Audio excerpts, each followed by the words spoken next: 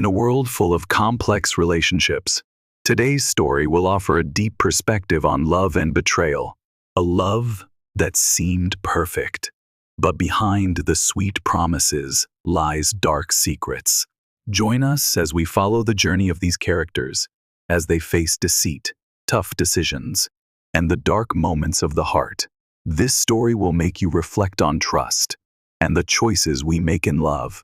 If you enjoy this story, don't forget to like, subscribe, and leave a comment to let us know your thoughts. Secrets, betrayals, and the kind of drama you only see in movies, or those crazy Reddit stories are things I never imagined would take over my life. However, here I am, caught up in something I never could have predicted. Ryan, my younger brother, was the catalyst, or at least the first person I realized something was wrong. A 19-year-old freshman in college, he was uncomfortable yet endearing in his own unique way.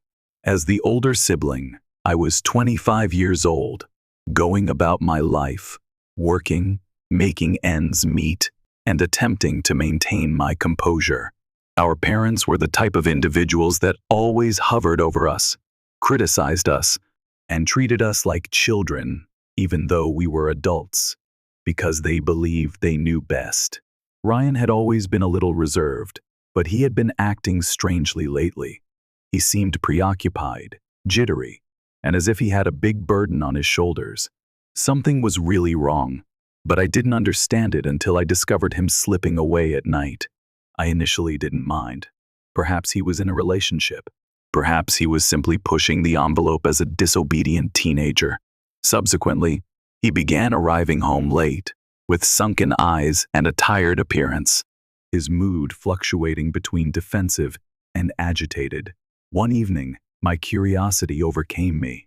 I made the decision to pursue him as he had just slipped out once more. I had no idea what I was expecting to discover: some shady gathering, a covert association. He was standing in the dark alley behind an old gas station, arguing with a man who appeared to be at least twice his age, which caught me off guard. They spoke softly yet firmly, and Ryan was clutching a rucksack as if it were his last. The man then dug into his jacket. As my heart pounded against my ribs, panic swept through me. Was a weapon being drawn by him? Did Ryan get hurt? I spoke more sharply than I meant to, but before I could think, I moved forward. What the devil is going on, Ryan? He turned to face me so quickly that his face went pale, and he nearly fell. The man gave me a stare, and for a moment I believed he was going to attack. He shook his head, murmured something under his breath, and left into the darkness instead. Fear, rage, and something else were all over Ryan's face. Feeling guilty. "You ought not to have followed me," he growled. Trying to maintain a steady voice, I crossed my arms. "At night, you're skulking around and bumping into strangers in alleys. What are you expecting from me? Act like nothing's wrong?" He let out a harsh sigh and combed through his already untidy hair. "You don't think so? Then explain," I insisted. He looked around as if he thought someone could be listening, but he hesitated. My stomach dropped when he murmured something in a voice that was hardly more than a whisper. "I owe him money. If I don't pay him right away, things will get out of hand." With a sharp gulp, my mind raced. "What is money for?" Ryan turned aside. His hands were shaking as he muttered, "I can't tell you." Whatever it was, I realized then that it was much larger than I had initially believed. With my pulse pounding in my ears, I gazed at Ryan. It was clear to me by the way his hands shook and his eyes darted like an animal trapped in a trap that this was no small debt. "Ryan," I whispered quietly, "you have to tell me the truth. What did you do?" He shook his head, clutching his backpack strap as if it were his only means of support. "I can't," he whispered. "You're not understanding, are you? If I say anything, I can't help you if you don't tell me," I interrupted, moving closer. "And from what I just observed, help is needed." For an instant, I thought he had shut down entirely, but then he shook his head and said, "I borrowed money from the wrong people." His jaw was clenched, and his face was shadowed sharply by the streetlight. In my stomach, something shivered. How much?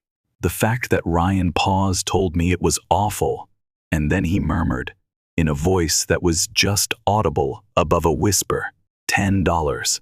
Oh. The blood ran down my cheeks. You what? There was nothing I could do. Desperation pierced his voice as he said, I thought I could pay it back fast, but things got out of control. In an attempt to comprehend, I combed my hair. What the devil were you doing that required $10,000?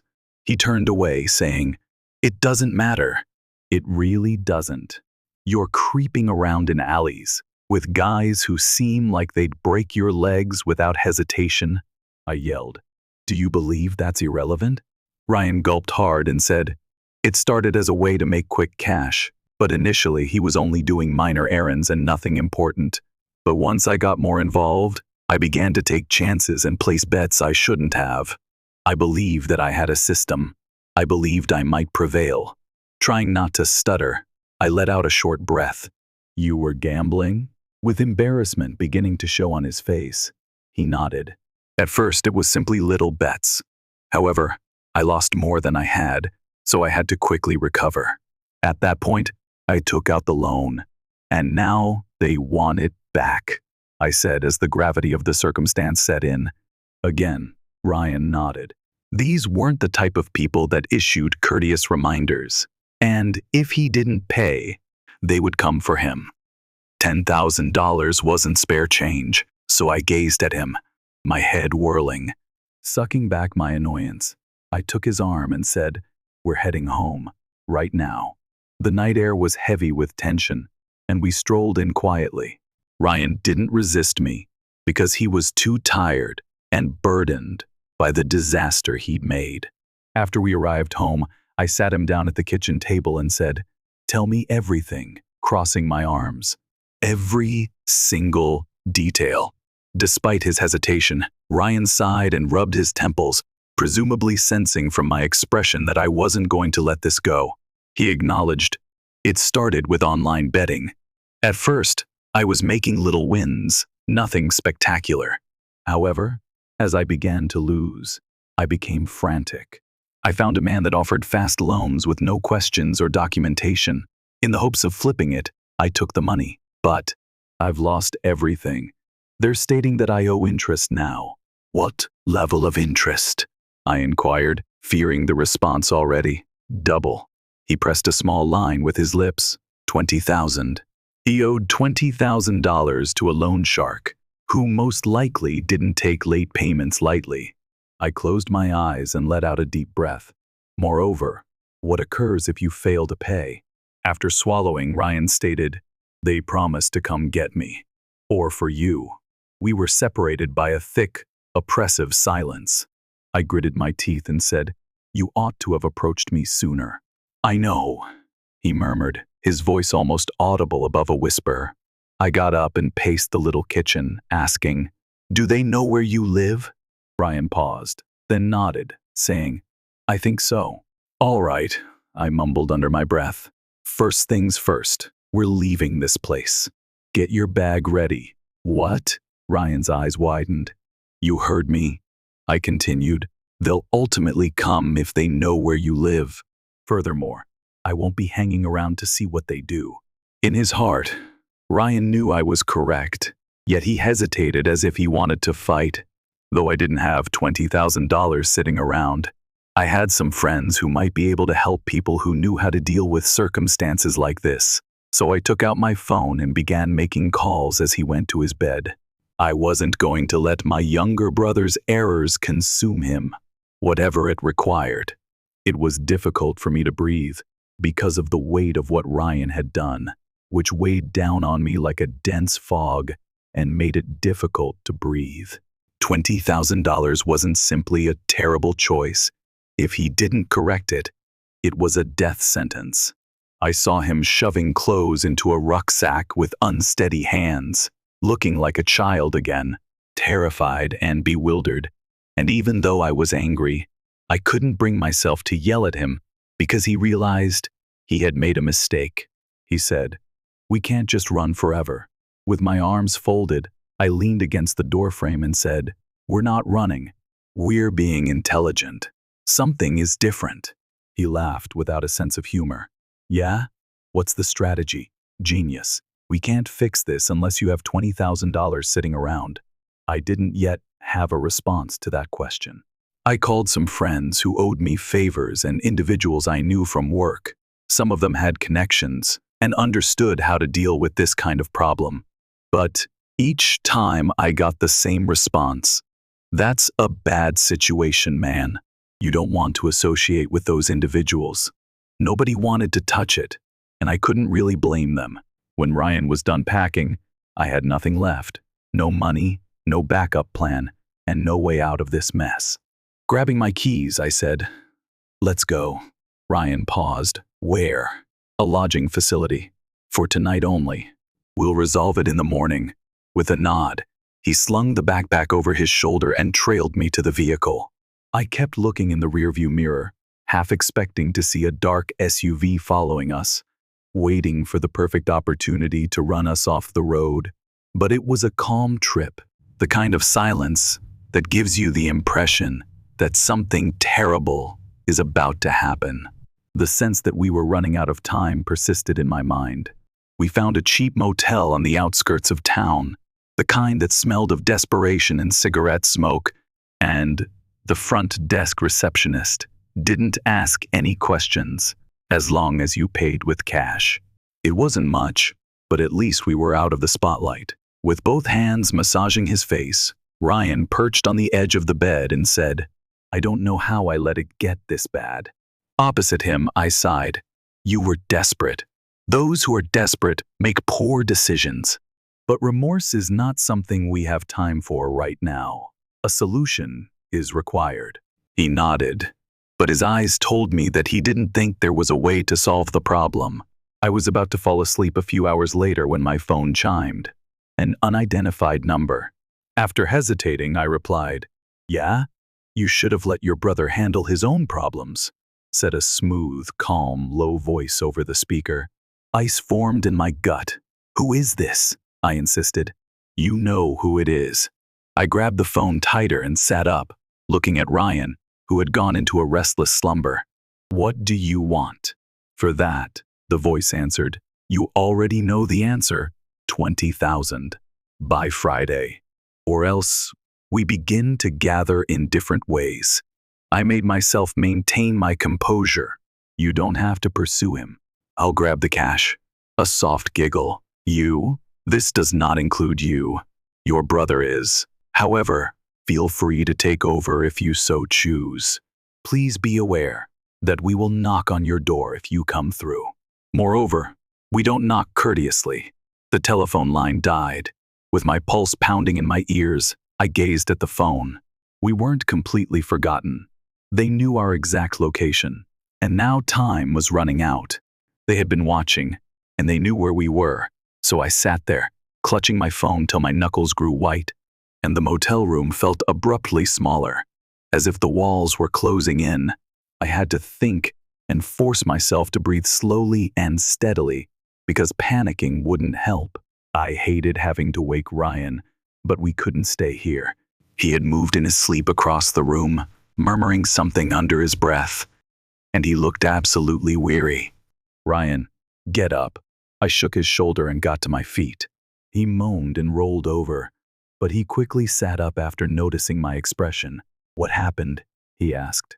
I took a deep breath. "They called me." Ryan became pale. "What did they say?" he asked. "If we don't have their money by Friday, they'll come get you or me." "We're screwed," he murmured, burying his face in his hands after sitting there for a moment, as if his brain was unable to grasp the words. "No," I responded firmly, "but we can't stay here. We're not." "And go where?" "They'll find us no matter where we run," Ryan said with a sour laugh. I gritted my teeth. He was correct. These individuals had resources and connections, and running wouldn't solve the problem. We weren't dealing with a random person trying to make quick cash. A plan was necessary. I reached for my phone once again and browsed through my contacts. finding a last choice someone I hadn't intended to call. Jordan, a friend from high school, was someone who knew how to handle a scenario like this. Although we were no longer close, he used to hang out with people that were a little less than law-abiding. I dialed. "Haven't heard from you in a while," he said cautiously when he heard the third ring. I murmured, "Yes, if it weren't serious, I wouldn't be calling." Quiet. "Then how bad?" "Wrong." I told him everything, and he said nothing until I was done, at which point he whistled softly. "It's deep," he said. "I need help. No joke," I mumbled. "All right, meet me at the old train yard in an hour," he moaned. I hesitated, but I had no other option. It was a desolate place, the kind where awful things happened without anyone knowing. After saying, "We'll be there," I hung up. "Who was that?" Ryan asked me. "Someone with the potential to assist, or someone who could exacerbate the situation," he whispered. I didn't dispute it. We quickly packed up, threw our luggage in the car, and drove away from the motel parking lot, half expecting headlights to follow us. But the road remained deserted while I kept checking the rearview mirror. Even more eerie than I had recalled was the railroad yard, where the wind whistled through the metal fractures and rusty rail cars sat in rows like skeletal remains. When Jordan noticed us, he flipped his cigarette to the ground and crushed it beneath his boot. Jordan was already there, smoking a cigarette while leaning against his car. "You look shit," he remarked. I was too exhausted to joke. "Tell me something I don't know." He nodded to Ryan and said, "So this is the kid who got himself into a world of trouble." Uncomfortably, Ryan moved. "I didn't mean to," with a raised palm, Jordan said. "It doesn't matter. What matters is fixing it." My arms were folded. "And how do we do that?" I said. With a deep breath, Jordan said, "You won't like it," I murmured. "Just tell me," since I didn't like any of this. After a moment of hesitation, he responded, "I know a guy. He can negotiate. He deals with situations like this." Ryan scowled. "How do you negotiate?" "He has leverage. He knows things about people, things they don't want getting out. If he steps in, he might be able to cut your debt in half, maybe more," Jordan said, his eyes darkening. My eyes squinted. "And what does he want in return?" I asked. "Dude, nobody does anything for free." Jordan grinned. I felt a chilly knot in my stomach. "How much is it?" "A favor. He'll call someday, and you'll owe him one," Jordan shrugged. I let out a deep breath. A favor. That might mean anything. However, what option did we have? With a beseeching expression on his face, Ryan continued, "We have to try." Slowly, I nodded. "Set it up." "You sure?" asked Jordan, taking out his phone. I wasn't, sorry. I still nodded, though. The only thing worse than having to repay someone was dying. The wind howled through the rusty train carriages, adding to the already eerie sense of desolation, and Jordan made the call, moving a few feet away as Ryan and I stood in tense stillness. I couldn't get rid of the feeling that we were being watched. Ryan shifted next to me and rubbed his arms as if he were cold, whispering, "I don't trust this." I acknowledged, "Neither do I. But what other choice do we have?" Because we both knew there wasn't one. He didn't respond. After hanging up, Jordan returned with his phone in his pocket and said, "All right, he'll meet you, but only you." He gestured toward me. "Straightening up," Ryan said. "No way. I'm coming too." "Not a chance. This guy doesn't do well with strangers." Jordan shook his head. "He agreed to meet one person. If you show up with your brother, the deal is off." Ryan's attitude was torn as he stared at me. I could see he didn't like the thought of me entering this situation by myself, but I was already too far in, and this was his mess to turn back now. "I'll take care of it," I said, more for his advantage than mine. Despite clenching his jaw, Ryan nodded. Jordan told me to get to a warehouse on the opposite side of town in an hour, and to be on time. Without asking why, I simply nodded and climbed into the car. The storage facility, I reached the warehouse shortly before midnight, and although it appeared deserted, I knew I wasn't alone as soon as I got out of the car. Near the entryway was a black SUV with tinted windows and no license plate. There were places like this where people vanished. After inhaling deeply, I entered. A man in his late 40s, perhaps, with keen eyes that seemed to see right through people, sat on a crate and waited for me. He wore a dark suit that somehow managed to look both costly and casual. He didn't give his name. "You are the sibling," he declared. "Yeah," I said, nodding. He looked at me for a second, then said, "Sit," pointing to a chair across from him. I did. He lit a cigarette and added, "Jordan told me you need a favor." The tip's glow wavered in the low light. "Yes," I replied. "My brother has debt. We don't have it. I was told you could bargain." As if the phrase amused him, he repeated, "Negotiate," with a tiny smile tugging at the corner of his mouth. I made myself remain composed. "Are you able to assist us or not?" "Depends. Your brother, he's a gambler, yeah?" he said, releasing a leisurely stream of smoke. I nodded after hesitating. With a laugh, he said, "You know what happens to gamblers who don't pay their debts?" "Yes." I swallowed. With his elbows resting on his knees, he leaned forward and said, "So tell me, why should I help him?" I stared at him, unwilling to turn away. "Because I'll owe you instead." Between us, there was silence. Then he nodded, as if that were the response he had been waiting for. "All right," he continued. "I'll call some people. The debt will be lowered. You'll owe me instead." I let out a breath as the pressure in my chest subsided until he continued, "And you will answer when I call." "Understood," I said, slowly nodding. "Good. Now go home. Tell your brother he's a very lucky man," he said with a sly smile. Feeling as though my legs weren't completely solid, I got up and said, "Thank you." However, he simply chuckled. "Don't thank me just yet." Following with my stomach in knots, I drove back to the motel, my hands clutching the wheel like a lifeline. I was clueless about what I had just committed to. But for the moment, Ryan was safe. Ryan was pacing, and his eyes were wide with anxiety when I entered the room, and he hurried forward as soon as he saw me. "Well," I said. "It's handled." Blinking, he asked, "What do you mean?" "You no longer owe them." I swallowed. "I do. No way." Ryan's face turned pale. "What does that mean? What did you agree to?" "I don't know yet," I said, "but I have to answer when they call. I may have sold my soul," for he looked at me as if I had just told him so. "I apologize so much," he muttered. I groaned and wiped my face. "Please, don't ever put me in this situation again, okay?" I said. With a desperate nod, he said, "I promise I won't." I wished to believe him. I wasn't sure, though, in my heart. And while I lay there that night, looking up at the ceiling, I couldn't stop thinking. I had just signed up for what exactly? Share your thoughts in the comments. And don't forget to like, share, and subscribe.